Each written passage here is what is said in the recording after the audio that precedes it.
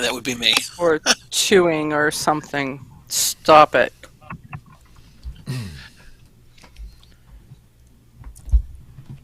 Hey everyone, welcome to another recording session for the Polite Society podcast presented by the Second Amendment Foundation.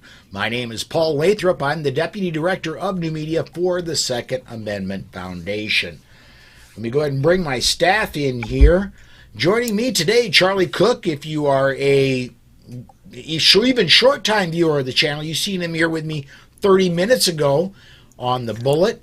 Rob Morse, and if you're a somewhat longer-term viewer of the channel, you saw him with me on Saturday. He was with me on the Bullet. And Amanda Suffecool, if you don't even have to be as long of a viewer then, because she was just on the channel yesterday with Eye on the Target Radio. We're going to be your broadcast team tonight. Coming in as soon as we get to our first break is going to be our interview is going to be with Adam Kraut. He's the new executive director of the Second Amendment Foundation. What does that mean? We'll talk with him about that when we get to the interview. We'll find out exactly what an executive director does and if my job is in jeopardy. So,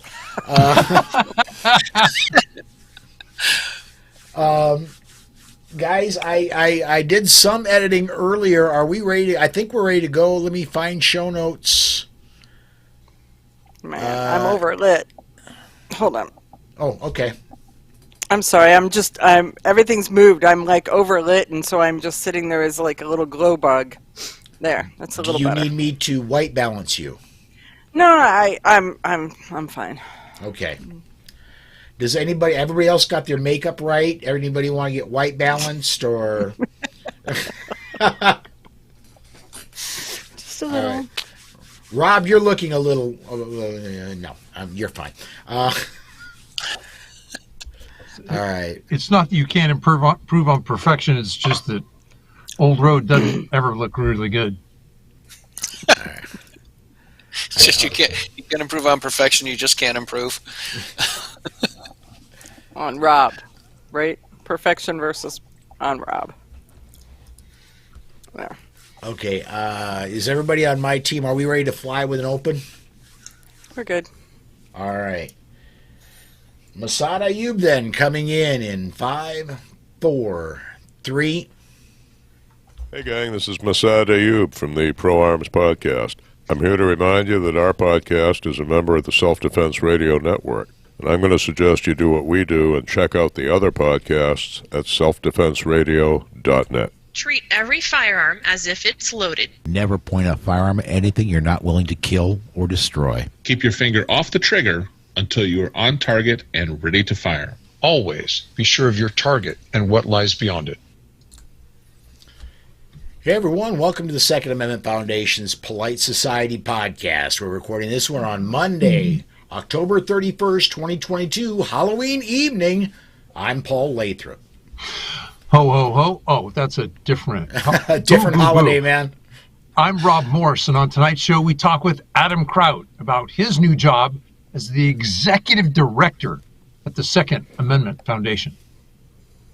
So I'm Amanda Suffecool, and we're going to talk about Alabama caving to a lawsuit and allowing carry at state parks. I'm the bizarro Tom Knighton, and we'll talk about a temporary setback in California. So climb aboard. Strap in. And hang on. Episode 638 of the Second Amendment Foundation's Polite Society podcast. By the way, Charlie wasn't supposed to say that. Oh, man!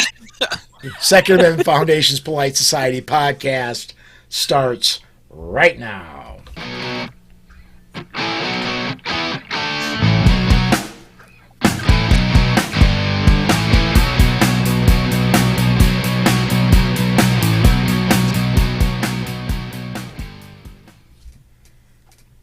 All right, it's Monday night. It's Halloween night. If it's 6 o'clock in the Central Time Zone, it means it's time for Polite Society podcast. So as I usually do, I'm going to start with Rob and ask, since the last time you were on Polite Society, man, what have you been up to? I was on Bill Frady's Lock and Load radio show. I recorded another episode of Self-Defense Gun Stories. I was on the Second Amendment Foundation's weekly bullet, Paul's other day job, along with Mike Piwowarski and Alex Uli. I did a little dry practice, figuring that even 10 minutes is better than none. How about you, Amanda? I know what you've been up to. Yeah, well, I want to do a public shout out. Thank you for Rob covering for me and the Eye on the Target radio show a week ago Sunday, because I was at Gunsight. So instead of dry practice, I pretty much put somewhere around 850, 900 rounds through my concealed carry gun in a 5-day period. And once again, I had the smallest gun on the range, and I made marksman, so that means that me and my little gun are doing just fine. Though I have stories, so many stories, but we'll move on. You didn't win a challenge coin this time? No, but people in my house did. So Robin Sandoval, who is a host on this show, she won the speed and accuracy round. It was amazing, and then we had another a 19-year-old who was staying with us at our Airbnb, and he won the secondary level of speed and accuracy, and so it was great. It was absolutely great. So Charlie. Are you really Charlie, or are you Tom Knighton, and is that a really good Halloween costume? That's the part that I want to know. That is a great question. I'm okay saying I'm the Bizarro Tom Knighton as long as Tom Knighton says he's the Bizarro Charlie Cook. So I'm totally cool with that. I had a pretty uneventful week. I did carry every day, and I had a couple people in a class over the weekend, and I had a lot of FOMO seeing all the pictures of Amanda and Rob Campbell and Robin and Jerry and Joanna and all the other folks that were at Gunsight this week. Other than that, it was a very slow week for me. Paul, what's been going on with you and Susan? Well, we've had a little bit of upheaval here in the Lathrop household. I'm planning a trip for later this month, and that's taken up a whole lot of my time. Still trying to get caught up with work. And today is the last day of the month, Paul. Just I know. To let you know. Excuse me. Sorry, for late November. I'm planning a trip for late November. Thank you. I've already made my time switch, and that's not supposed to happen until next weekend. But I'm getting ahead of myself, is what I'm trying to say. Just we've had some upheaval happen here, and trying to get a trip planned for the end of November, and get caught up on a lot of things. One thing that I'm actually really excited about, I haven't mentioned on the air yet anywhere. Tomorrow there's not going to be a Daily Bullet because I've been invited as part of the press to attend a Kristi Noem, Glenn Youngkin, and what is her name? The young lady that went from Democrat to Republican out of Tulsi Gabbard? Tulsi Gabbard are having a rally here in Sioux Falls tomorrow. I've been invited to be there as part of the press. I'll be attending that. That'll be happening when the Bullet is supposed to be happening, so there won't be a Bullet tomorrow. I'm really, really excited about that. I'm hoping to bring lots of pictures, maybe some audio, maybe some video after that all wraps up, and look for that on the Bullet later in the week. That's kind of what's been going on with me. So that's kind of the news. As what's been up with us. As we get ready to go to break, I do need to remind everybody about Self-Defense Radio Network. As you can see there on your screen, all your Pro Freedom podcasts in one place. There's us, Self-Defense Gun Stories, Geeks, Gadgets, and Guns. You see right below Polite Society Podcast, Eye on the Target Radio, Riding Shotgun with Charlie is up there. All kinds of podcasts, all Pro Freedom. You can listen right on the website, and there's subscription information for each and every show should you want to subscribe to them. You can get there at sdrn.us. We've got more shows as well coming to join the network. They should be on as soon as I can get all the I's dotted and T's crossed to make sure everybody's in the right place. We'll get more shows up there. But there are at least 2 shows in the pipeline. So that's what's going to do it for this first segment. We're going to step aside right now, go to our first break. When we come back, Adam Kraut is patiently waiting for us to get to him. So we're going to do that. We'll be right back right after we hear from ACLDN. This portion of the Polite Society podcast is brought to you by the Armed Citizens Legal Defense Network.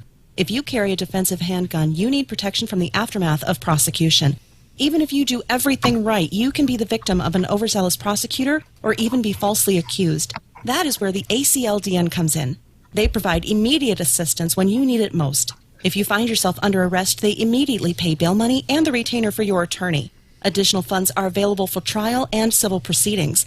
Beyond the money, they have far and away the best team in the industry, providing you invaluable information and training DVDs that are included with your membership and who stand ready to work with your lawyer on your defense. People like Masad Ayub, John Farnham, James Fleming, Tom Givens, Emmanuel Capelson, Dennis Tuller, and led by Network President Marty Hayes.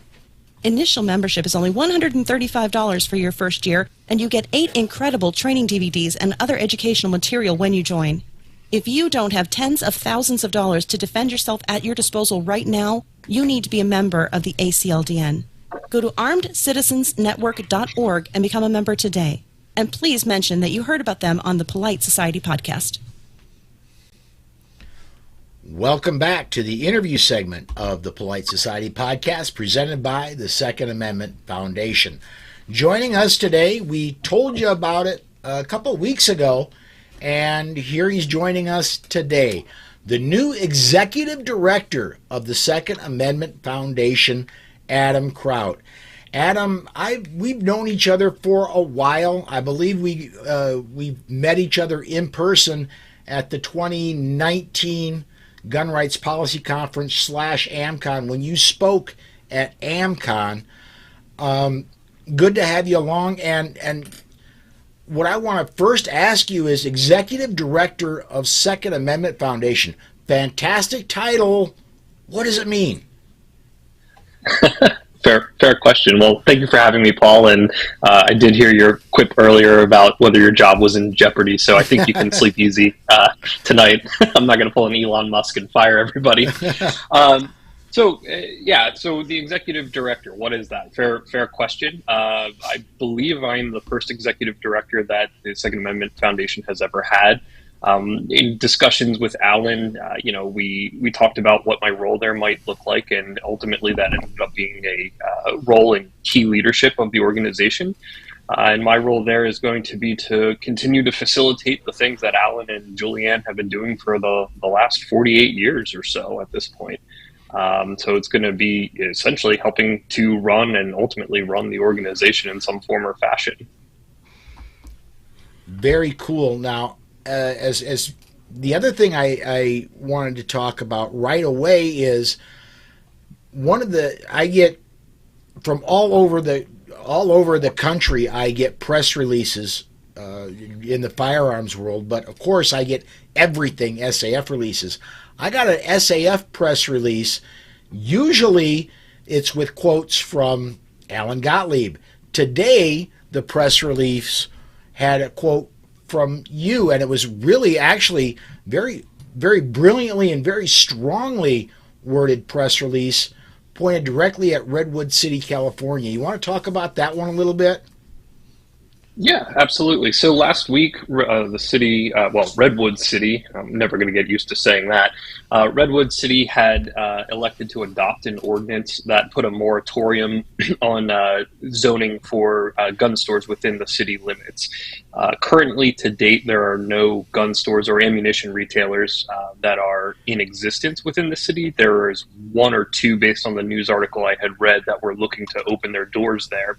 And the city said essentially, well, we need time to explore all these things as it relates to the public health, safety, and welfare. Unfortunately for the city, they essentially just created an outright ban. And one of the interesting things I had learned was that that moratorium, while it's only for 45 days now, can be extended. And then looking into that, the extension can last upwards of up to 2 years. So it's kind of indefinite in the sense of, yes, it's limited to 45 days, but it's available for extensions up to 2 years. And since the city hasn't provided any, among other things, since it hasn't presented any timeline as to when it thinks it might finalize all this stuff, it essentially has just created a de facto ban on firearms and ammunition retailers from opening their doors within the city. And that's just something that, from a constitutional perspective, is not permissible. Zoning certainly is, and in the letter I wrote to them, I had said as such that zoning is a function of the government that it can do, but just an outright bar, not acceptable. All right, oops, wrong button. I didn't want to take Adam off the screen. Poof. I'm going to go at this point. I'm going to go ahead and I'm going to open it up to my staff and anybody else got a question they want to talk to Adam about. Yeah, Adam, lots of people need to be sued. You and I can't hardly talk to our friends without having one of them say, "Yeah, when are we going to sue them and get our rights back?" How does SAF sort their cases? Well, that's a good question. Some of it is, based on strategic planning. Some of it is dependent upon somebody walks through the door and they have a really good, issue that the organization looks at, evaluates, and says, okay, there is a public interest here, and we can go support that litigation either by being a party or helping this individual with that lawsuit with counsel or things of that nature. So it's kind of dependent upon the situation, but there is a broader strategic plan that the organization is involved in. And then, of course, like I said, when the right person with the right thing walks through the door, we take it and run with that as well. Yeah.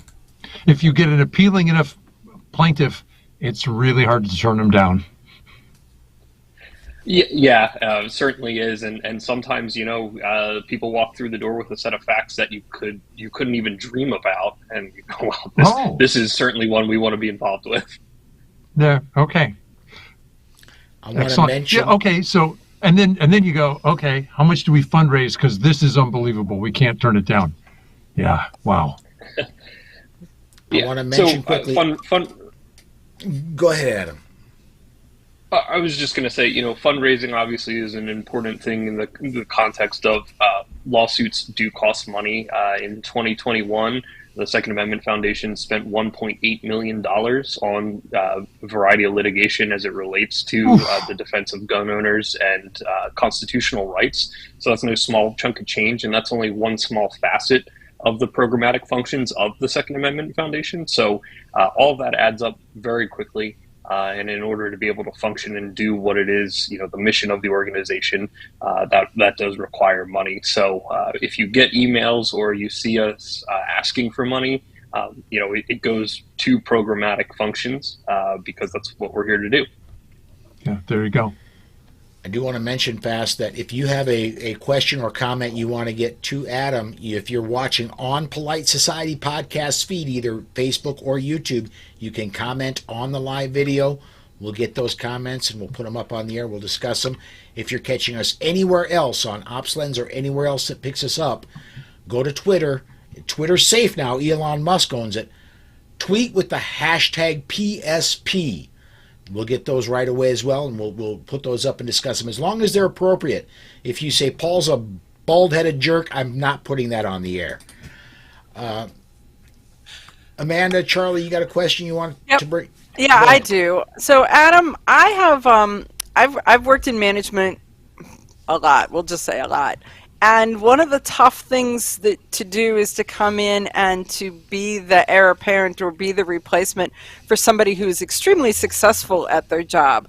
So you're stepping in to back up, support, or be the next Alan Gottlieb. So how hard is that, and what plans do you have? Well, first of all, I'm not Alan Gottlieb. Let me just start off by saying that. I am not Alan. Alan has had an extremely successful career at the helm of the organization. It was his baby. It was his vision. Back in the 1970s, he had a really strong idea, and his idea was, how do we create the foundation in order to elevate a case to the Supreme Court? And then we saw the culmination of that idea in 2008 with the Heller decision. That was all, absolutely not to detract from Alan Gura's hard work on that case, because he did a phenomenal job, but that had to stand on something. And that something was in large part due to Alan's vision back in the 70s of building that foundation.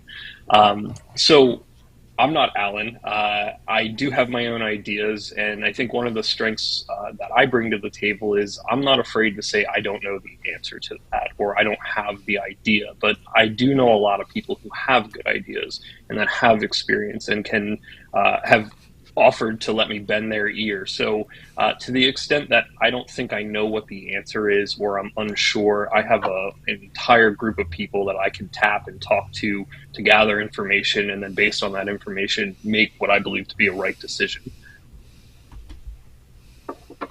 Well, we wish you the absolute best of luck. I mean, we've been all waiting and watching, because Alan has said for a while that he's looking for how does he go hang out on the beach in Bimini and still allow the organization to be as successful as it's been.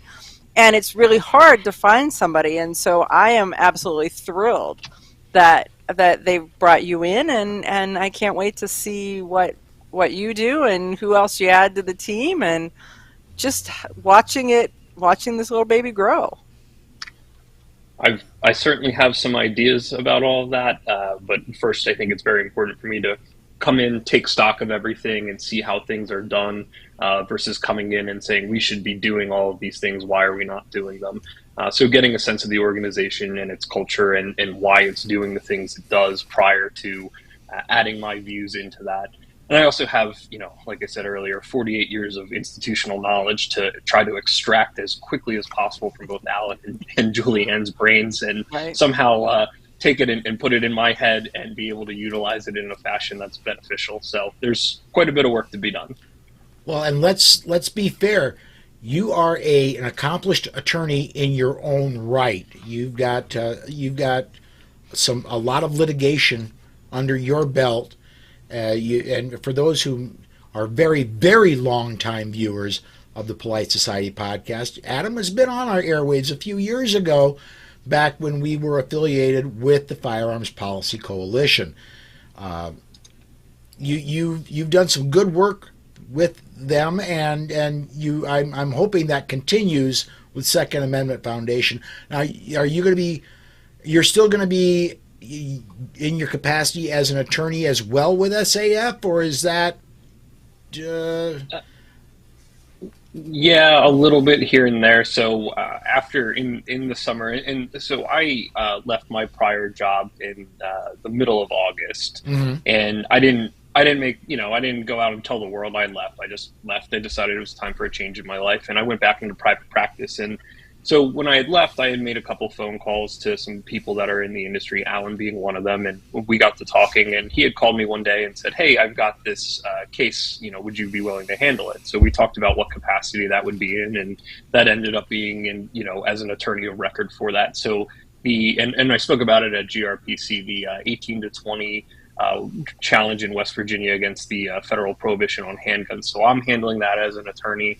Obviously I'm writing, as we just talked about, some pre-litigation letters in my capacity as an attorney. Whether or not I would actually appear on the papers should something happen, remains to be seen.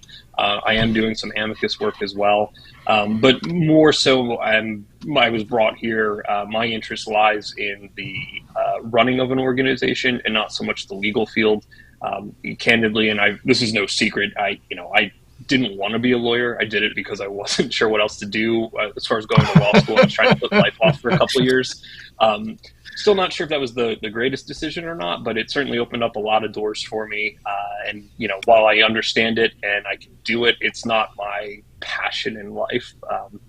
So my interest lies more so in running an organization and managing things and seeing where there's, areas that could be improved, what's functioning well, where there are holes that need to be filled, and so on and so forth. I think, sorry, go ahead. Go ahead, Charlie. Thanks. I was going to just say that, for a long time we've Alan's hinted that, we need to find a succession for him, and a lot of times we're like, well, who could it be? Who would be good enough? Who could it be? And I think picking Adam Kraut is an incredible idea. He's young. He knows what he's doing. He's a smart man, and I think this is going to be a good thing. Like it's a nice little. This makes sense. This feels good. This is going to be a lot of good stuff for the SAF.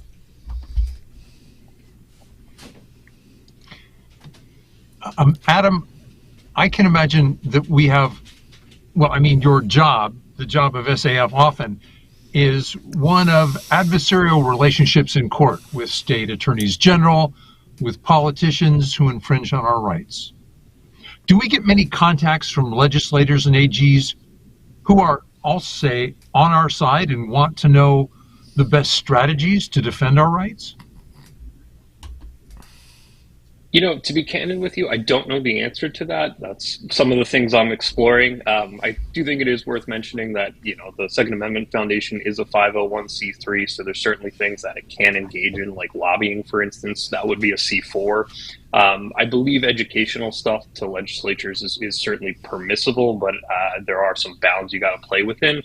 But I honestly don't know if those conversations are going on or have gone on. I suspect perhaps, but again, I have sitting here today with what I know, and a lot of what I know is as an outsider because I've just started. I can't really comment one way or the other on that. As you learn more, I hope you'll share it with us. Yeah, I've been learning a lot in the last 2 weeks, especially about the organization's history. And I think the history of the organization is particularly fascinating because it's not, in my mind, it's not well known. It may be well known with an older demographic, perhaps, but I'm 36, just for context. I joined the Second Amendment Foundation in 2013 as a life member. And back then, my view of the world, and I was in my junior year of law school, so it should also give you some context as to where I was in life. SAF was the legal eagle in the room, and the NRA was the group that did the lobbying. And that was it. That was my context for, people that were trying to advance gun rights in some form or fashion. And so what I knew about the Second Amendment Foundation was minimal at best. And in these conversations I've been having with Alan and Julianne, and as I learn more, I'd be happy to share. But the history of the organization and how it came to be and what those early years looked like building up to what ultimately culminated in Heller and then McDonald and now Bruin, I think it's important for that message to get out there because people look and they go, well, you've been around for 40 years, almost 50 years. What have you been doing? And that information is known amongst a certain population, but not broadly speaking. And I think once that starts to get out there more, people will have a newfound respect for the organization and not just see it as a legal eagle.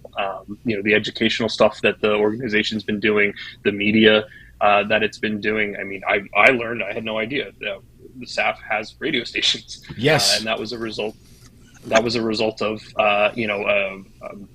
resolution at a gun rights policy conference in the very late 80s.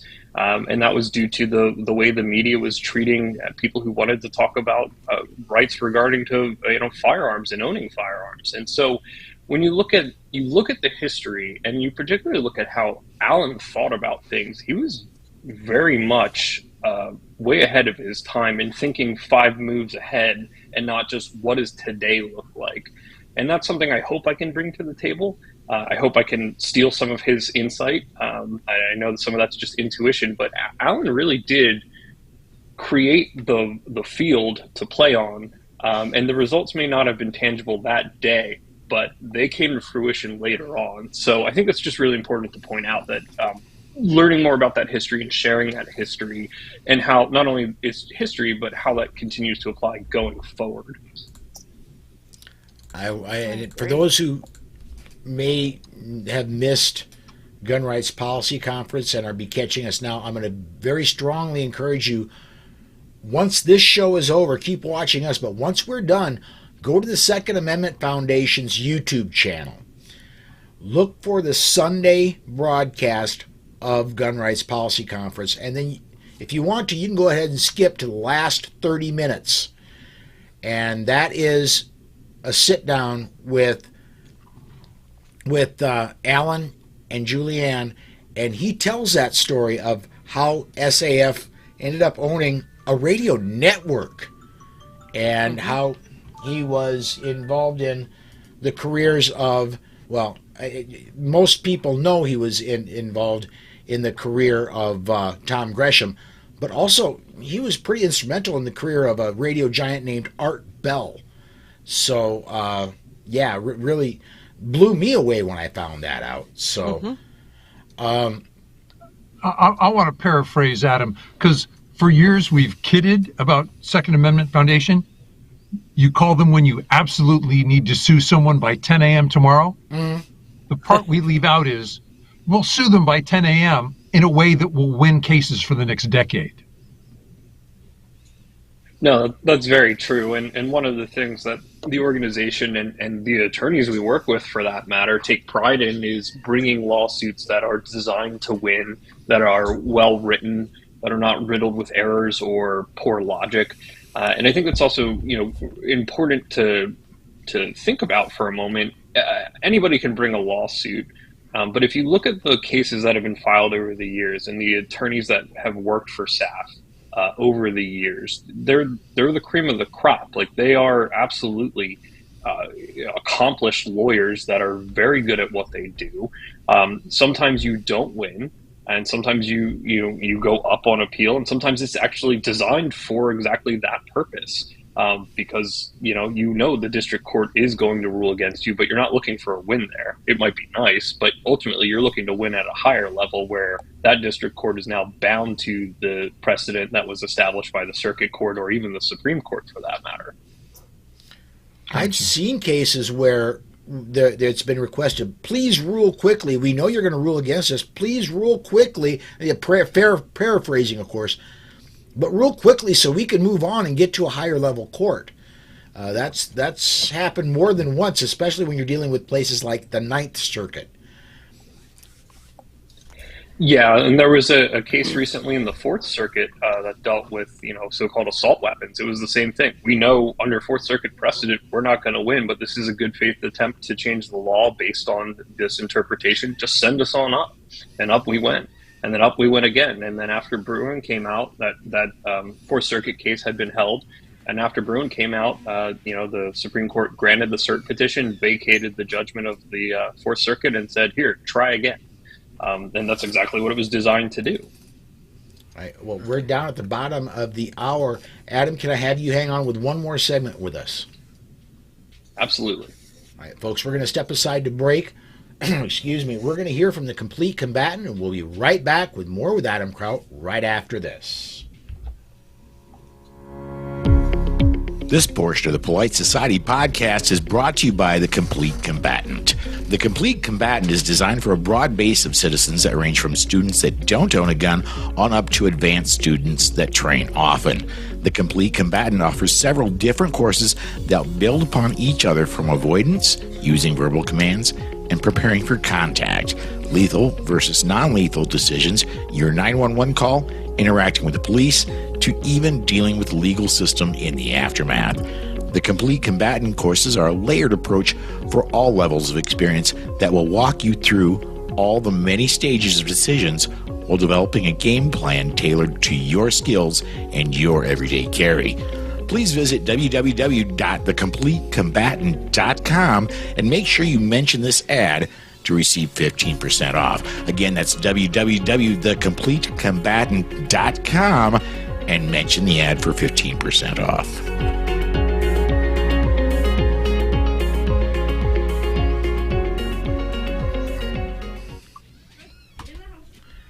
Welcome back to the second interview segment of the Polite Society podcast, presented by the Second Amendment Foundation. We're still with Adam Kraut, the new executive director of the Second Amendment Foundation.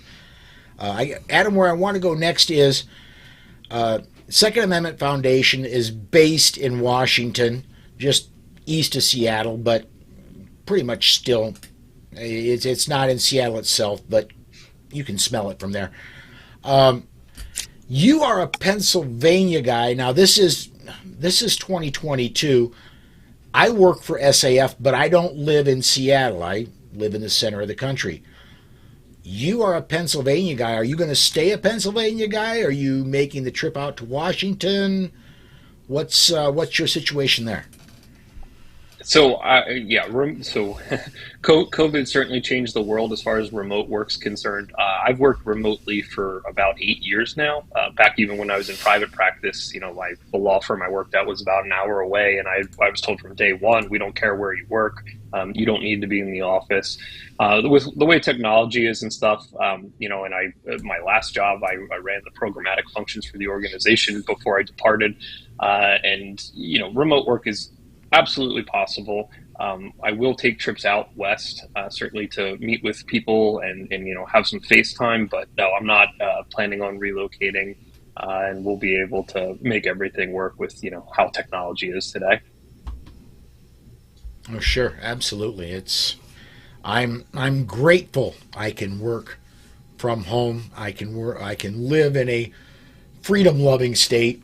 And although I would, if I had to, live in Washington State, I love living in a free state. I'm going to open this back up to my staff. Anybody? Yeah, I'd like to go back a little bit and talk just a little bit more about stacking these cases in the 3D chess portion.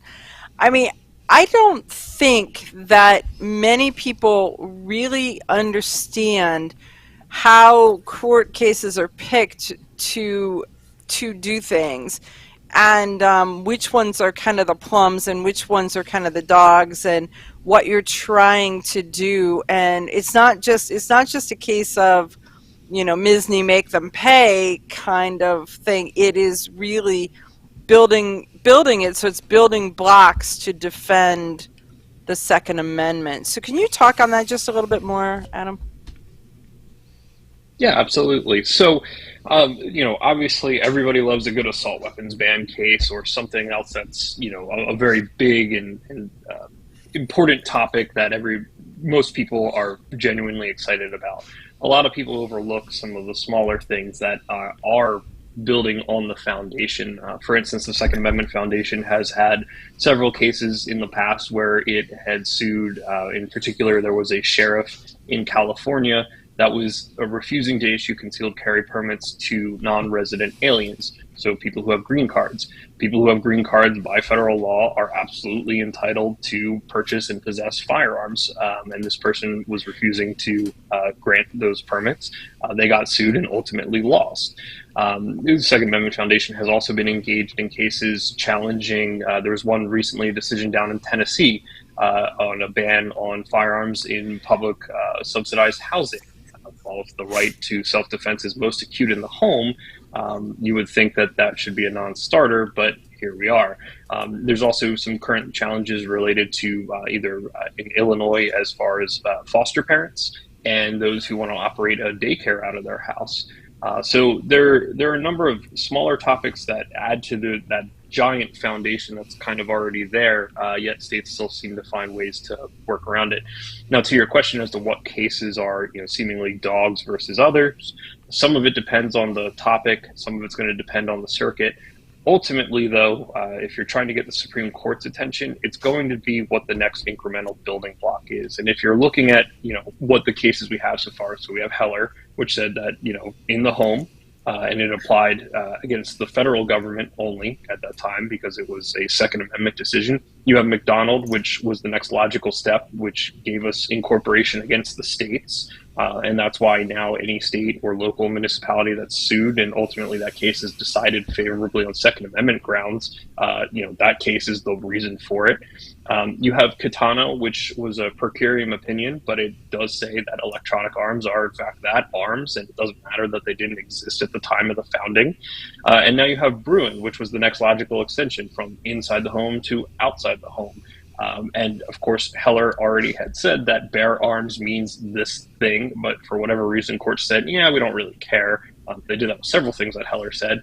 And Bruin really came back and said, no, actually, what they said is what they meant. So bear arms means carry outside the harm in public for self-defense. And oh, by the way, the test that you're applying has been wrong for all these years, and we're going to fix that now. So ultimately, if you're looking for Supreme Court intervention, you're looking really, in my mind, for the next logical building block, and you're not going for something that's so far out there that the court just isn't going to have the appetite to touch. The other thing to keep in mind is that the Supreme Court is the ultimate arbiter on these decisions, and so if the circuits haven't really addressed the issue, it's unlikely that the court is going to take a case. So you're looking for what's called a circuit split, where you have 3 or 4 circuits saying, well, no, this is constitutional, this this restriction is fine, and you have several other circuits saying, no, it's not, and then the Supreme Court needs to step in and resolve that conflict. And that's how it does it for any number of other subject matters too, for that matter. My personal... That was a... Oops, I'm sorry, Paul. My personal hope, where the next one of the next several building blocks is reciprocity. My South Dakota permit is good right now in 40 states. It is not good in the District of Columbia, New York, and a whole bunch of other places. My personal hope is that we get a case going forward where if you've got a South Dakota, if you've got a Pennsylvania, if you've got an Ohio permit, that permit is good anywhere you go in the United States, of course, excepting the sensitive places that are going to always be around. So a few things on that. So obviously you have a very big states' rights issue there, right? I think with the Bruin decision, however, it has said that you have a right to bear arms outside the home. And I don't think that the states are going to continue to be able to find ways to restrict non-resident permits in their state, because that would infringe on your right as your Second Amendment right as incorporated against the state by the 14th Amendment. If you want to say, get a New York permit on the off chance that you're hanging out in New York, you should be able to. If not, I think it would be a pretty good lawsuit to bring there, because again, that right extends throughout the country. Mm-hmm. I think the reciprocity thing is a little bit dangerous when you're talking about state rights, and that becomes a whole sticky wicket that I don't really want to dive into. The other point that you mentioned, the sensitive places, that's actually a really interesting topic to talk about. So when Bruin was at the Supreme Court on its merits, I had written an amicus brief that dealt with sensitive places. And I actually have just written another brief on sensitive places over the weekend. And you look at what Bruin said as far as what sensitive places are, and it specifically identified government buildings, legislatures, courts, and polling places. There are some other areas that are potentially considered sensitive places, and I think if you look at the history, there's a pretty good argument that some of those are not actually included. But when we're looking at sensitive places, the one thing that these municipalities and or states need to do is they need to draw a logical nexus from the founding era as to why this new place is a sensitive place. So currently, right now, the Second Amendment Foundation has a case in New York challenging New York's law that basically said the entire state's a sensitive place. Too bad. And that's just not going to fly today with, again, looking at the test spelled out in Bruin as far as the text of the Second Amendment. So on its face, you have a right to bear arms for self-defense as informed by the nation's history and tradition. And the time period that we need to be looking at is the time period of the founding. It's not the 14th Amendment in 1868, despite what the other side would like. And of course, they're going to argue that because that gives them more laws to choose from. But the Supreme Court's been very clear in the context of the First Amendment, the Fourth Amendment, the Eighth Amendment, and several others, that the time of the founding is the relevant period. And there's a quote that stems from MacDonald that says, to really put aside any doubt that, this is in fact the relevant time period, and that there aren't two separate rights that occur, a federal one that's against the federal government, and then a different one based on the understanding later that might be incorporated against the states. It's what it is against the federal government at the time of the founding, and maybe a little time period prior and post adoption of the amendment. But 20 years, you're getting too far. Headed to 1868. Well, you're wrong. We're not even in the same ballpark anymore. So to wrap this up and put a nice bow on it, I think while it would be great in some form or fashion for there to be recognition from states of other states' permits in a more relaxed manner, I do think there is a states' rights issue that kind of becomes involved in there. And I think the one of the potential answers for that, to get around that, is that non-resident permits are in fact a thing that they do issue without obscene requirements and without obnoxious wait times and without exorbitant fees. I do know the Second Amendment Foundation, and it's slow, but it's there, has a case in Illinois, because Illinois, and this goes back to the days when I was trying to get one, Illinois has a law that only people from 4 states can apply to get a non-resident permit in Illinois. And Second Amendment Foundation sued them. That suit is still active. I just haven't heard anything in about 2 years about where it's at. So it's still out there. I do want to get a comment in here real quick from the YouTube side. C&T Designs and Arms wants to know, why is it letters from the founders in support of the second are never mentioned in oral arguments? I've listened to arguments and these letters have just never come up. Well, that's a good question. I don't know the answer to that. The justices aren't asking, and the attorneys are not really pointing to the letters of the founding. You may find it in some briefing, particularly as it relates to the, what the understanding at the time of the founding was.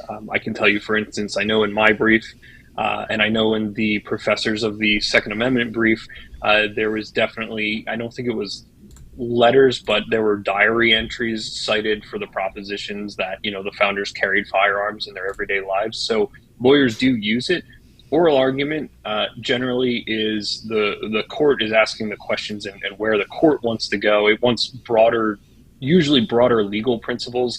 And the Supreme Court, and more than also the circuit courts as well, for that matter, they use oral argument sometimes to talk to one another without actually talking to one another. So they're asking a question to convey information to a different judge sitting on the bench to drive home a point that they really want to make to that judge.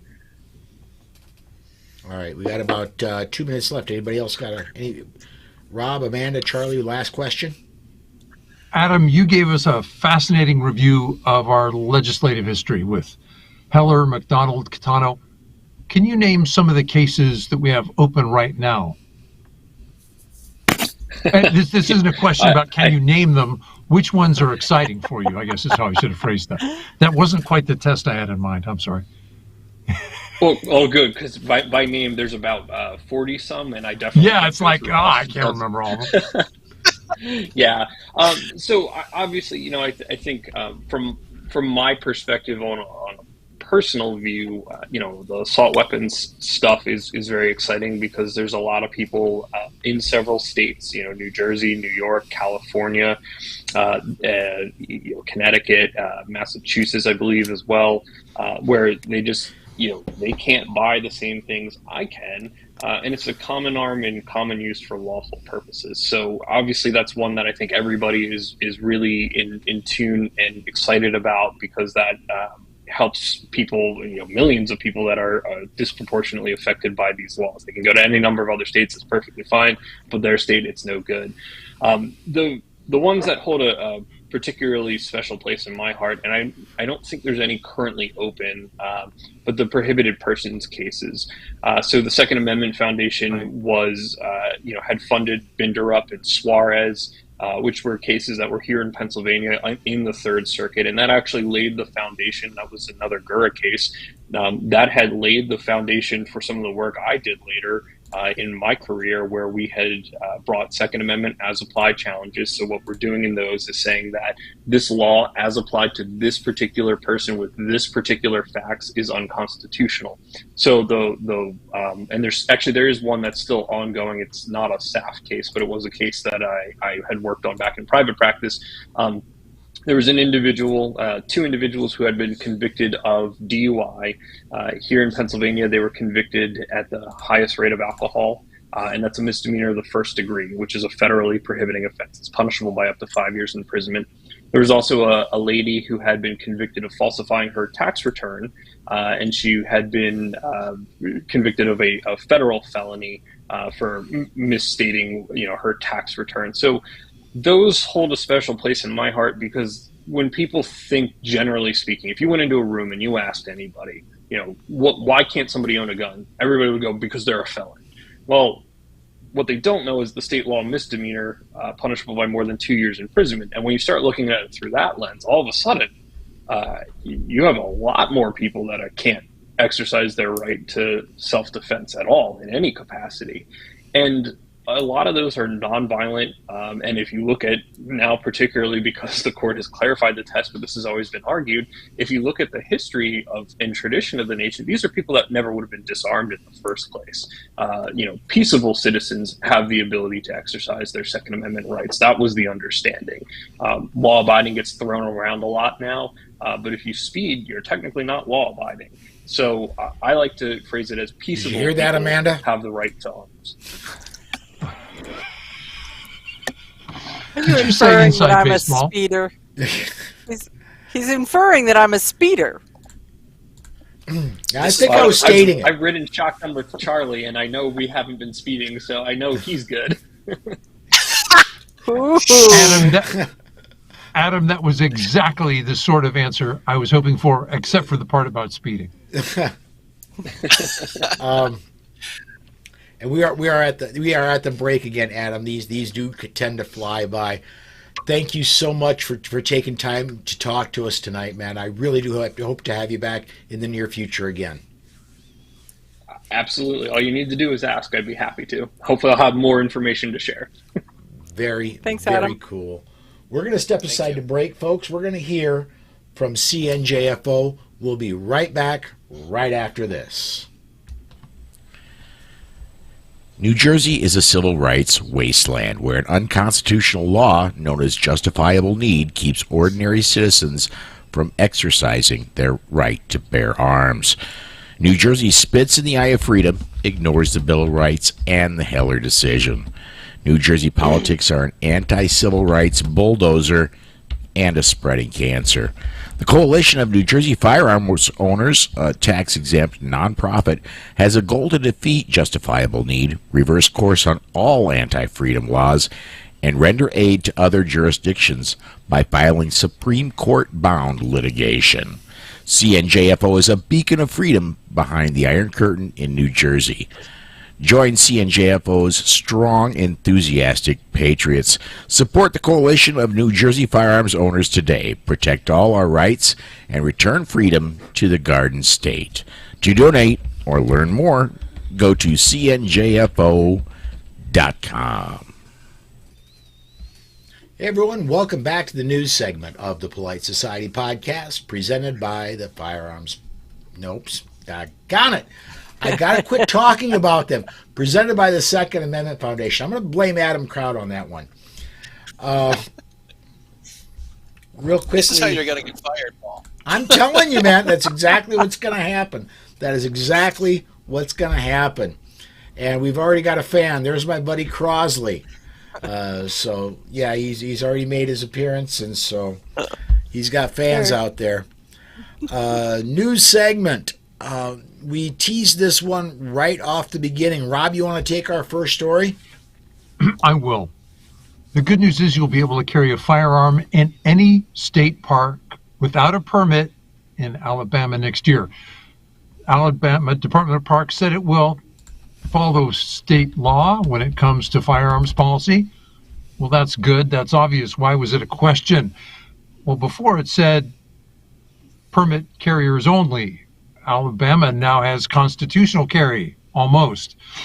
And when that comes into effect, there are no more written permission slips required.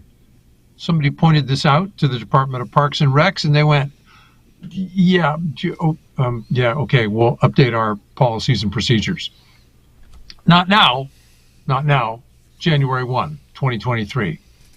About time. Well, and what had previously happened about a month and a half ago, they weren't going to do this, and a gentleman from Mississippi sued them, filed a federal suit saying, you cannot do this.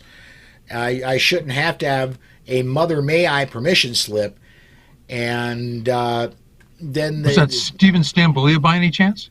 I do not recall the name. I Okay. would have to go back to show notes for the weekend bullet or the Legal Friday. Way back there. Yeah, from like 3 weeks ago. But Alex Uli and I talked about it, and the person was representing themselves in court and was suing the state of Alabama, saying, I ought to be able to do this. Apparently the state of Alabama looked at it and said, even though he's representing himself, we're probably going to lose this one. Let's just do what's right. And we're getting a comment in again, just a second here. And CNT Designs and Arms says, in Alabama, we can't carry on Corps of Engineer waterways or land. That will change. Again, good news. Good news. No, his answer was, will that change? Will that Missing change? the question mark. Oh, Not that will change. So the question becomes state parks versus the Corps of Engineers. You know, that's a very good point, and I can't say that I know the answer, but in a lot of cases, I was under the impression that if the state allowed you, then the federal allowed you, and the Corps of Engineers is federal, correct? The Corps of Engineers is federal. So I think it will look to some of the other states for precedent, but those precedents are if the state allows it, the federal allows it, and so I believe that it'll roll into it also. But once again, I'm not a lawyer. I would give a shout to the good people at Bama Carey. They will know the answer to that. Can you imagine the amazing argument you have to come up with in front of the judge? Yes, Judge, back when the nation's founding, right, people were told they couldn't carry on federal lands? Nice try. I want to watch that. Great. Yeah. I can't imagine that they had parks back then. They just called it outdoors. They called it, right. Well, yes. You kidding? The whole country was park. Well, they didn't. Right. They didn't own the territory then. I mean, think about it. Did they even own in 1791? What did they own? Right? Where are they in the? Rob, if my partner Rob was here, he would tell me when the Louisiana Purchase happened. But I can't. I'm gonna say, if I remember correctly, Thomas Jefferson made the purchase, right? So we're looking late 1700s, early 1800s. Early 1800s, I want to say. I'm gonna use the Google machine. 1803. Okay. 1803. Okay. My guesstimation worked. There you go. I'm going to go ahead and start the next story. California's attempt to stop people from building their own firearms can move forward. That's the decision federal judge George H. Wu, a George W. Bush appointee, delivered late last week. Wu determined the Second Amendment's text does not cover the building of firearms, ruling against gun mill maker defense distributed in its challenge of AB 1621. The judge argued California law banning the possession of unserialized firearms, as well as parts or specific tools used to make them, does not run afoul of gun rights protections under the Supreme Court's Bruin decision. Oh, I think he's going to be wrong. I think he's I don't choosing even know if that'll wrongly, clear the Grasshopper. Ninth Circuit before it's smacked back down. And the Ninth is pretty bad liberal. But, yeah. There was just a case. Where was that? Yesterday I did a story on serialization. Oh, darn it. I don't remember. But there was just recently another case that they lost about serialization. East Coast. And South Carolina. I know there was an East Coast one. Right. So Look at that. if you You know, wanted to, I said it. I just didn't listen to myself say it. if you wanted to create a court split, this would be an obvious place to do it. Yes. What I find is the logic is just amazing. Of course you have the right of free speech. You just can't type or sharpen your pencil. And by the way, paper, no, not so much. Only if it's serialized paper. Mm-hmm. Right. It's completely ridiculous, and I mean I'm channeling my inner Rob Campbell, and if Rob were here, he's going to say that there were guns that were made, you know, in the early 1900s that did not have serial numbers because you didn't have to have a serial number on it until he's going to get me on this one. 1968, 68. right? Yeah. So this means that all of these guns, I've got a shotgun that was my grandfather's, and I'm going to go on a limb here and say the serial number is UU112. Or sorry, UU12. I don't know what that means. It doesn't make any sense to me, but it's some sort of serial number, and it sounds like it's just a number that somebody slapped on the gun, and probably It was a manufacturing number, and so they just run through the alphabet and the numbers until they get them up at the factory, and then they do it again so that they knew that all of these went into that lot. Right. So it doesn't, you know, if they're, what's it going to do for old guns? C&T Designs and Arms says that judge shouldn't be impeached. Well, I'm not going to argue that. Well, maybe he wants to end up on the Ninth Circuit, and that's what he's lobbying for. Proving to Gavin Newsom that he'd be a good pick? Well, I think he needs. Well, he could be. It's the president that nominates, so maybe he's you know, auditioning for good point. Harris. You know, I don't know. Yeah. Well, I don't know. I mean, I think Rob might be onto something. If he thinks Gavin Newsom has an opportunity to run, then I mean, maybe look. If we're playing 3D chess on our side, they're going to be playing 3D chess on their side as well. Yeah, right. It all depends on are they. Yeah, what dimension are they playing? 3D chess. I always think of Star Trek and the 4 or 5 levels of board. You know, I'm just wondering what level that dude's on. Another comment: when you apply the leftist logic to any other right, it sounds insane. Exactly. Not wrong. All right. Oregon, Amanda, or you want you're up to the next story, I think. DC.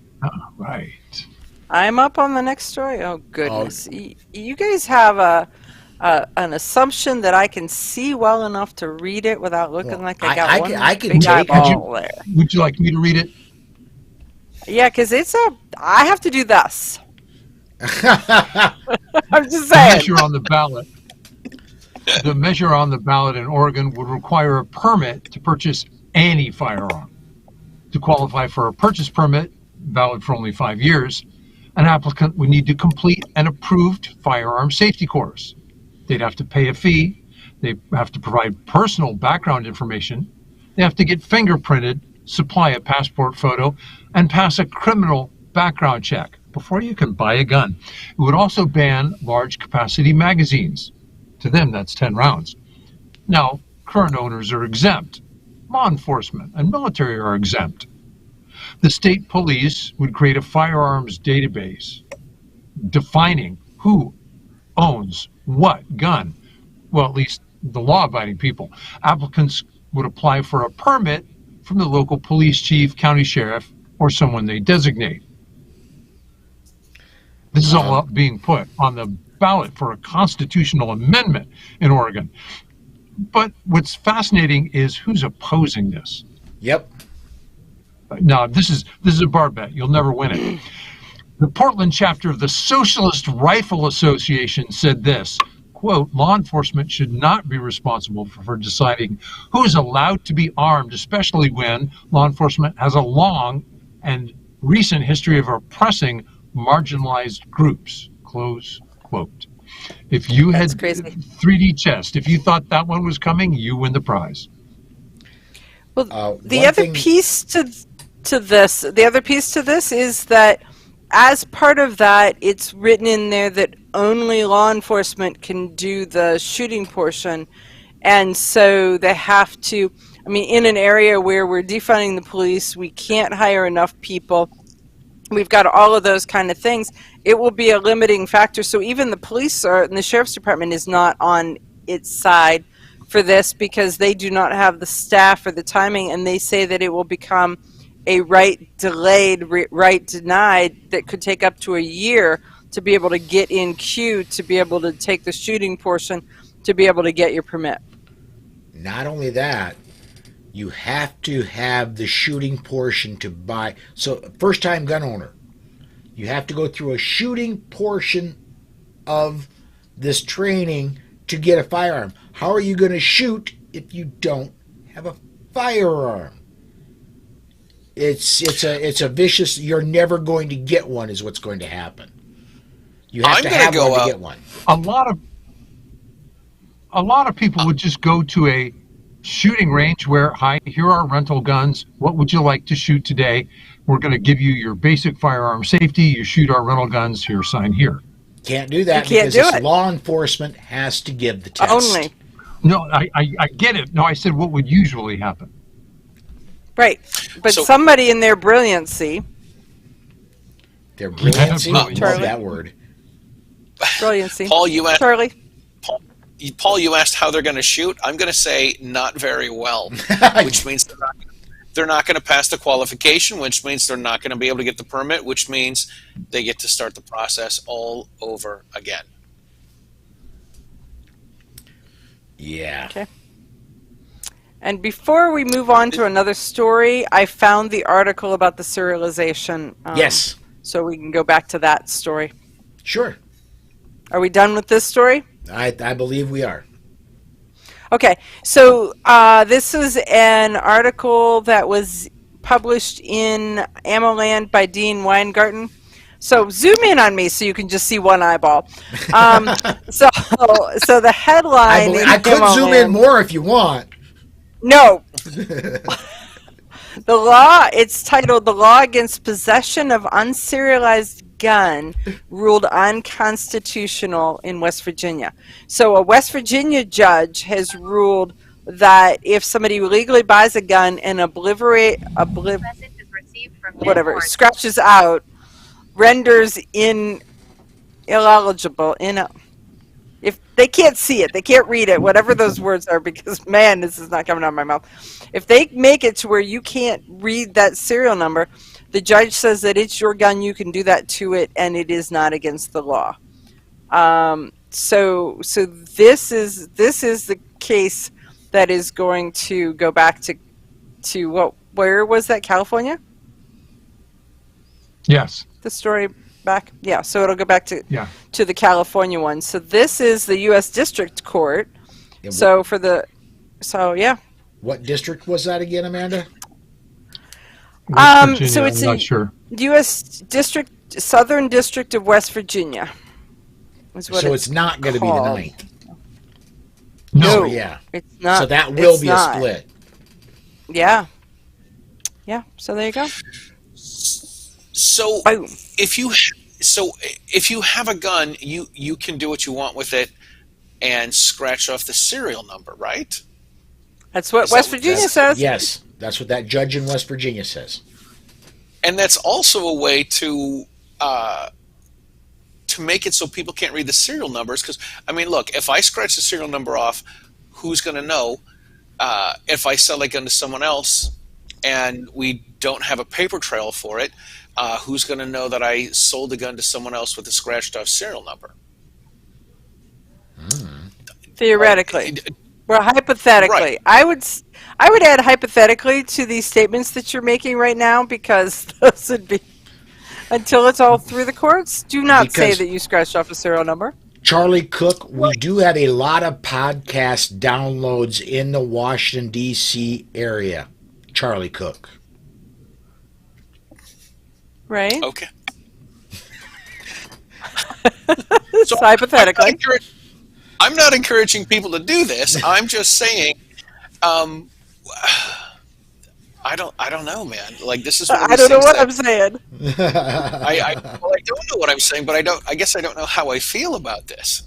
You know, if Now, we see, have serial number things, the way that I feel about this is the fact that it's mine and I can do whatever I need to or want to with it. And the serial number only came on in 1968 for the government to track me, so they can blow it in a bubble out their ear. Is how I feel about Or this. some other place. Yes. Great. okay, Yes. interesting. That's how I feel about that. Other than that, you have no strong feelings. None at all. None at all. All right. I want to do one more story, and then I think we're going to put the news to rest because I want to get to DGUs. This is an interesting one. This is out. Charlie, actually, you've got your name in front of this one. You want to do this one out of D.C.? All right. When D.C. security guard Sanu Millard turned 21, he decided he wanted a concealed carry license. He carried guns at work in the district, Maryland, and Virginia. He had been trained to use guns safely as a teenager and had legally transferred 2 weapons. He had no criminal record, and as the Supreme Court interprets the Second Amendment, carrying a gun is a right as an American citizen. But when Mallard tried to get a concealed carry license from D.C. police in 2019, his request was denied. Even though he had never been arrested, police said his involvement in domestic violence incidents, in which he says he and his mothers were victims, disqualified him. Now, 24, Millard has sued the district, alleging that it discriminates against the people by denying them concealed carry licenses, and that many of these people are black men. The lawsuit said D.C. police unreasonably refused licenses to those with minor criminal convictions and arrests with no convictions, sometimes unfairly using the involvement of violent incidents against them. We don't need to invoke racism when elitism explains why the Democrat politicians and their donors want ordinary citizens disarmed. Is there racism in the D.C. Police Department? I doubt it. However, I certainly hope these young men win their lawsuit. This is, to me, this seems like some victim shaming here. Like if he and his mother were victims of domestic violence, and were because they went to court for domestic violence, or they were involved in a case, but they were the victims. They were not the That's a characteristic of these school things where it's like the zero tolerance thing. Anybody involved is in trouble. Whether you were the good guy or the bad guy or the victim or the aggressor, everybody's going to get the same punishment. It didn't matter because then they didn't have to do any work to sort out who was the good guy, who was the bad guy, and what was the offense. It's so much easier to just go, oh, look at that. You guys were all in a fight. Boom. Yeah, this is ridiculous. Yeah, this is ridiculous. This is why I hope that lawsuit happens fast, and I hope the plaintiffs receive attorney's fees. Yes. Yep. And I hope they have rock star attorneys. Yeah. If any of the 3 young men who are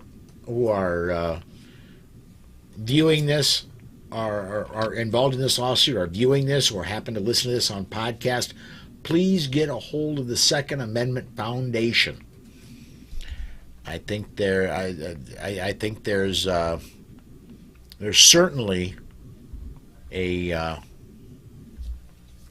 possibility there. Although I'm not Adam Kraut. I'm not Alan Gottlieb. I am not in the decision-making process anywhere close to the legal end at SAF. But I do believe it is something that should be looked at. Anyway, let's do this. We are 15 minutes away from closing, or 20 minutes away from closing the show. We haven't got to DGUs yet. Let's do that. We're going to step aside for one more break here. When we come back, we'll get to our DGUs, And we'll do that right after we hear from JPFO. In 1928, Germany required its citizens to register their firearms, making possible Hitler's 1938 Nazi Weapons Act, disarming all Jews. Now ask yourself, what is the real consequence of registration? All in favor of gun control, raise your right hand.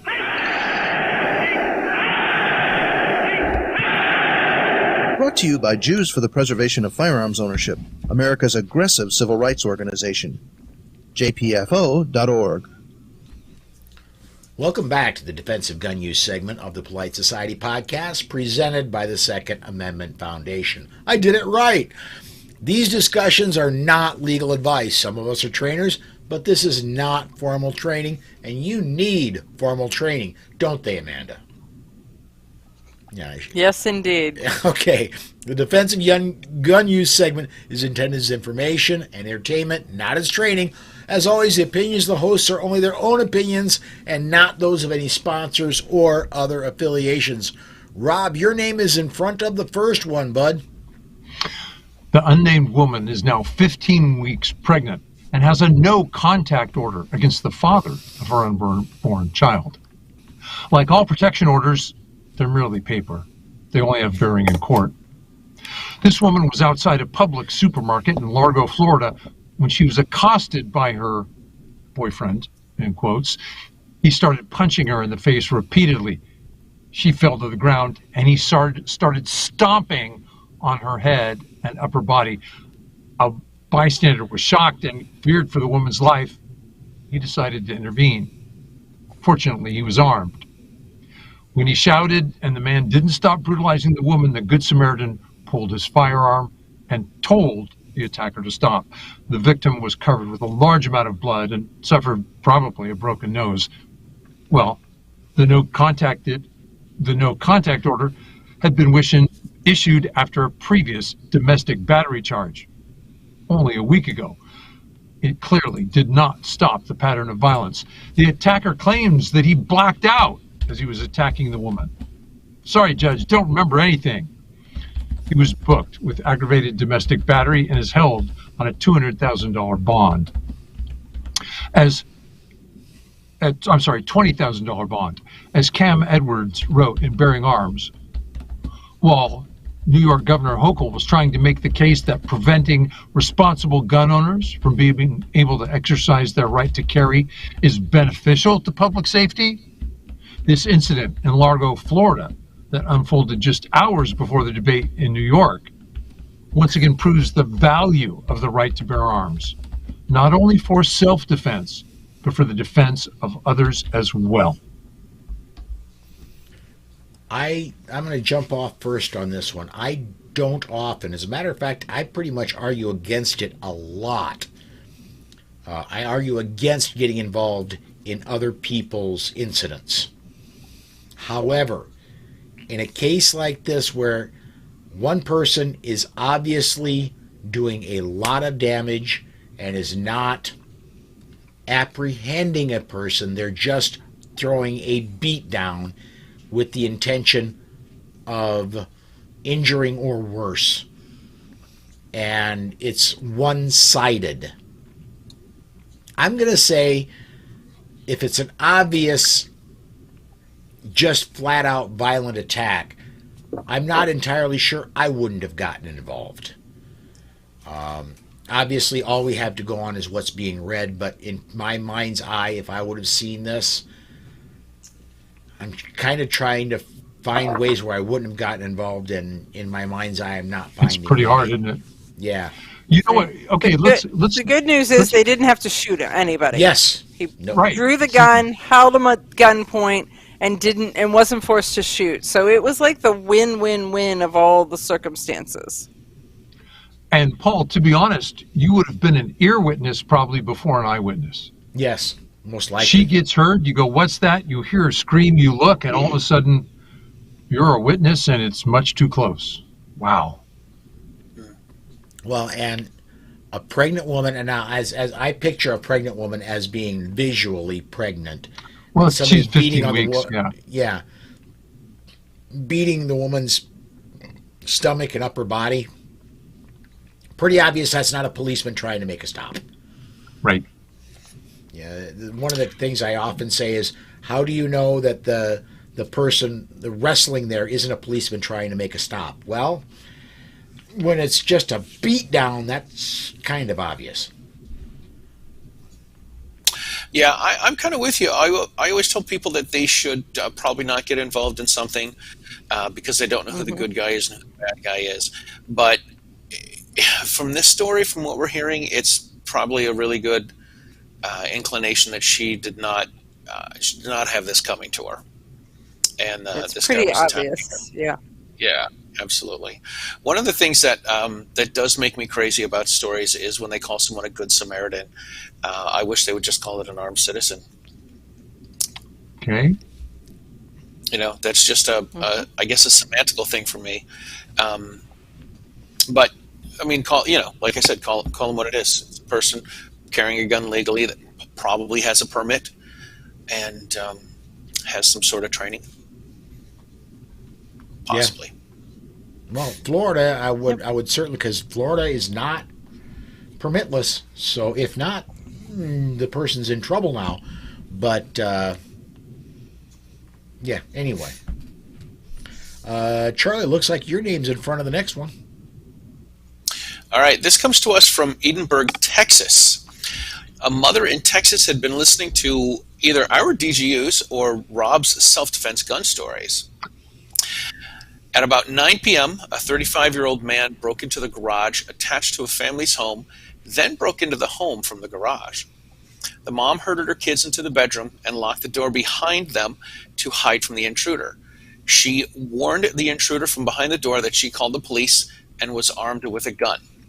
When he refused to leave and continued his assault on the bedroom door, she shot through the door once. At this point, he fled the home. Deputies found the wounded man about 100 yards from the home with a gunshot wound to the left arm. He was provided medical care to the arm and then booked in the Hidalgo County Adult Detention Center. Quote, "You have the right to defend yourself in your own home against an intruder," end quote. The Hidalgo County Sheriff Eddie Guerra said. "I imagine she was in fear for her life, so she did what she had to do, and we support her."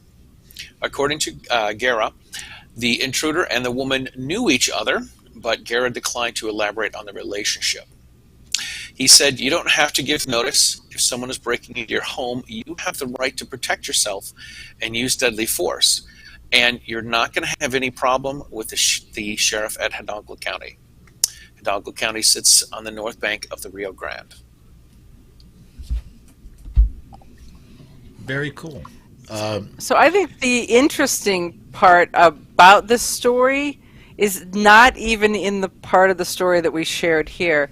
It was the fact that the sheriff's department posted this both on their website and on their Facebook page.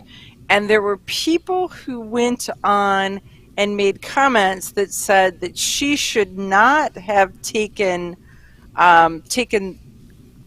what did they say, military-style weapons against another citizen while she waited for the police, because she had called the police, and so they were coming, and she should just wait, and they would get there. And they took offense at the fact that she backed herself into a corner, waited, and when the guy was kicking down the door, she fired a single shot through the door. And that, to me, tells me the battle that we've got on defending the Second Amendment is one that we're going to fight for the rest of our lives, because common sense is just not so common anymore.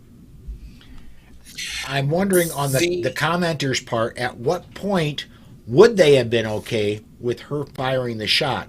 When he had, I think that would have been never. Yeah, when he had gotten through the door and stuck a knife through her and was attacking her children. Right. Yeah.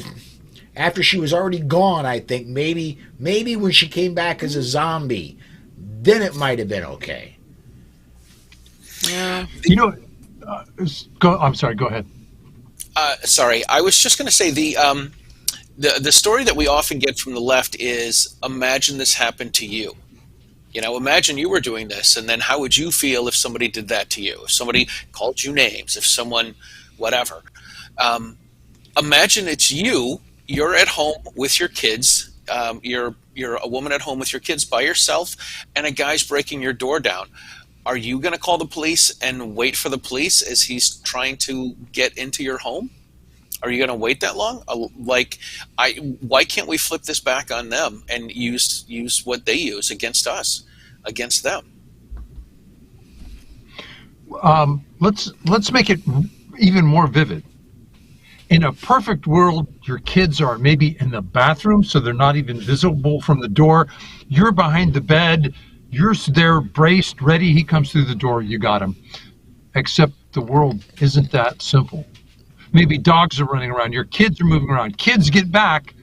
At what point do you say it's dangerous to let him come through the door?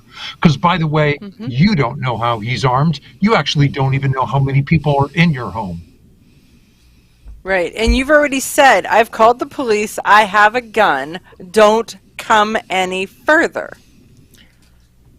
Who's to say? And he's still coming. It could have been he could have said, I got one too, I'm not coming to take you to the prom, honey. Yeah. So we can only pick these apart so far with the information we have. I'm certain shooting through the door is not ideal, but I'm not gonna.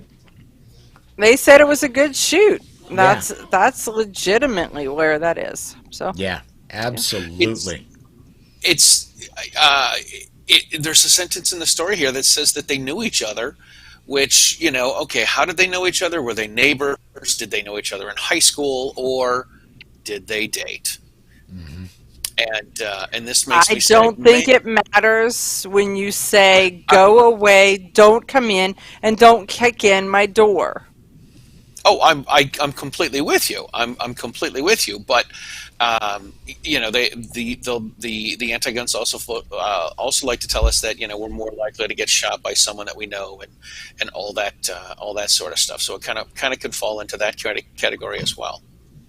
Yeah, Big John's point is she did retreat to her bedroom. Yeah, she retreated to the farthest corner of her house and gave warning before she was forced to shoot him. And I use the word forced to shoot him legitimately, because if she looked like she had used every other option that she had available to her, including verbal warnings. So guess what? Sucks to be him. Too bad. She needed to spend a week at gun sight, and then her aim would have been better. Yeah, absolutely. Although I don't know how well you can aim through a door. I just putting that there. Well, there's a general area. Yeah. We'll work on that. Exactly. There's an area you could figure as a hit zone. Besides that, it's double tap, triple tap. We'll work on that. All right. Care enough to send one, send molt. Yeah. Hammer down. Whoops, wait. Sorry. That was out loud. I didn't mean it that way. It was a term we used before Paul Pelosi stole it from us. Yeah. Was he getting hammered at home?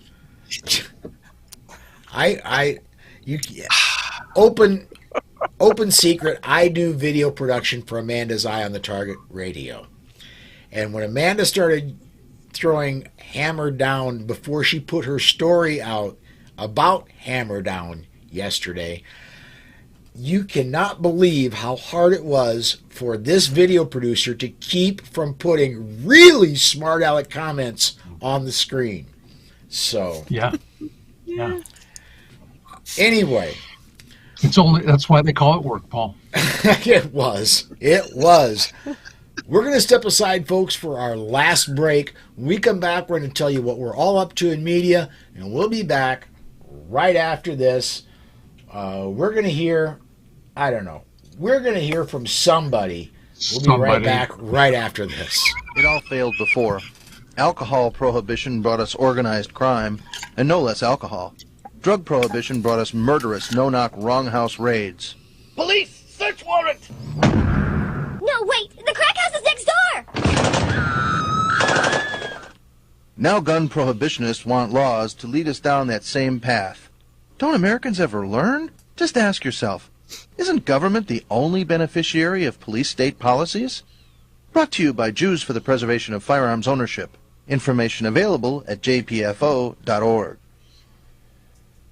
All right, welcome to the final segment of the Polite Society podcast presented by the Second Amendment Foundation. At this point, normally what we do is we tell you what we've been doing and what's coming up in media. Rob, as usual, I'm starting with you, bud.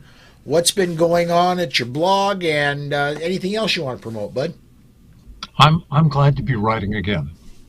I discovered that times have changed. Well, who knew? We had to rewrite what we thought about who owns guns and why they own them. Today, about 4 out of 10 families have a firearm in their home. Despite the astounding changes in gun ownership, the way politicians still talk about gun owners and guns, it's just way, way out of date. New gun owners are being subjected to a crash course in being misperceived and misrepresented. They're misrepresented by both politicians and by the mainstream media. That article is called "New Gun Owners Are Invisible to the News Media and Democrat Politicians." That's at slowfacts.wordpress.com and up at AmmoLand. Amanda, what have you been writing? I have not been writing at all, so everything that I'm doing is video version.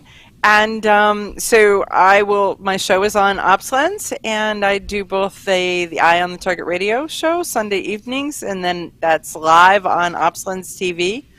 Also, that stays for the whole week. And then Women for Gun Rights, it has been on hiatus, and it will be coming off on Friday. So, Charlie, how about you? Well, I have a bonus episode of Riding Shotgun with Charlie coming out tomorrow, and the passenger on the show is the Kansas House of Representative candidate Rebecca Schmoy. I got a chance to catch up with her at Dallas at the AmCon at AmCon, and then I realized I did an interview over the weekend for Armed Lifestyle magazine, and that is going to be dropping around Thanksgiving. I've got more work to do after we're done here, but that is what I've been up to, and that's what I've got coming out.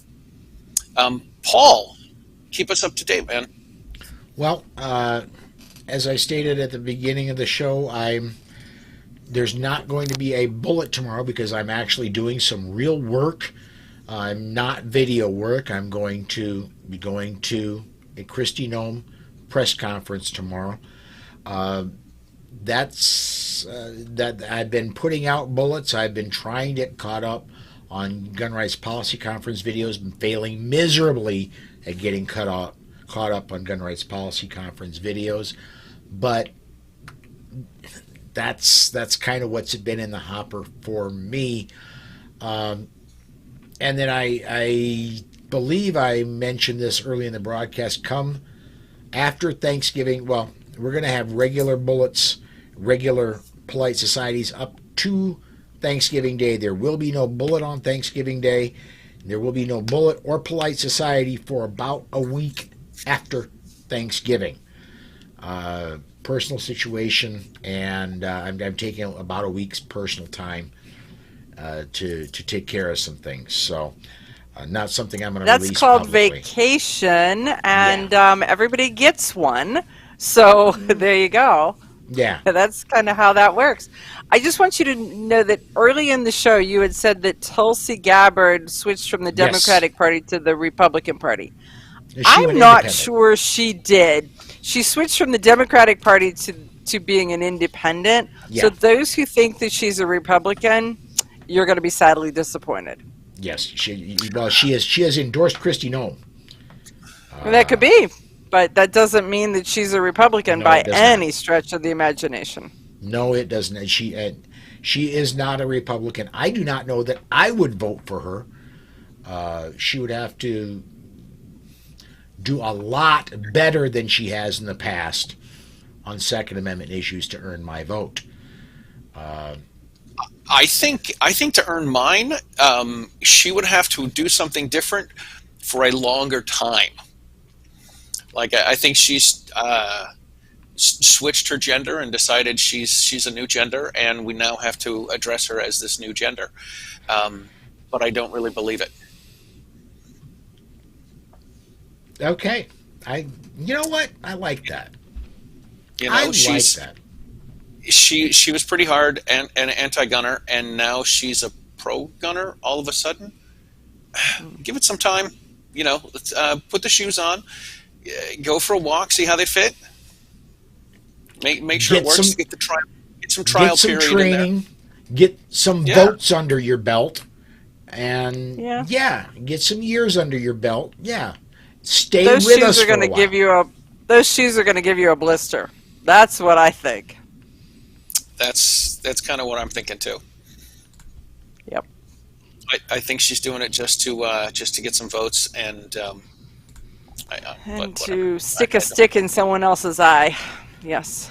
I need to apologize to everybody over on Facebook. I should have been doing this recently. My software has been having a problem picking up Facebook comments.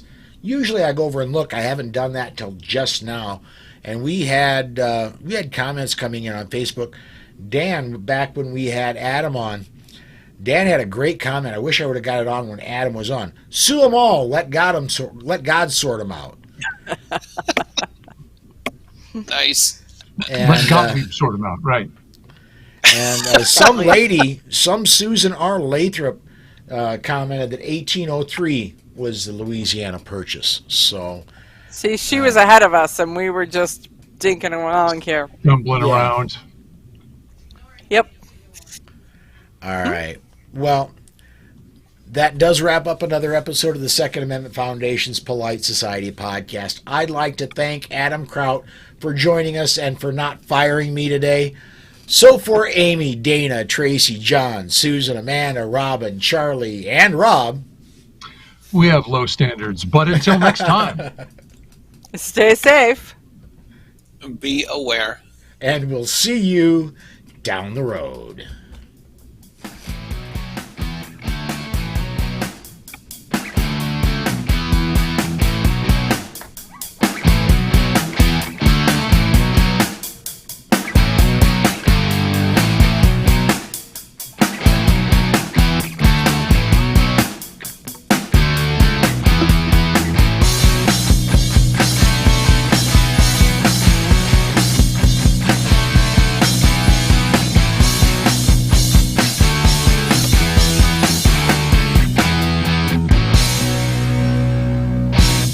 The views and opinions on the show you just heard are those of the host and the guest and are not necessarily the views of any sponsors or other affiliations. But hey, not everyone is as smart as we are. All right, that clears the recording. I'm going to put this one up very fast. And really, again, as most Monday nights, I've been sitting in this chair way too long, so not a post-show tonight. Happy Candy Day. Thanks, Pete, over at Gun Websites, and thank you to everybody who's commented, even those on the Facebook side who I didn't catch right away, who are sitting in the other room. Thanks, everybody. We're going to shut this down, and come join us next week, and until then, everybody have a great night.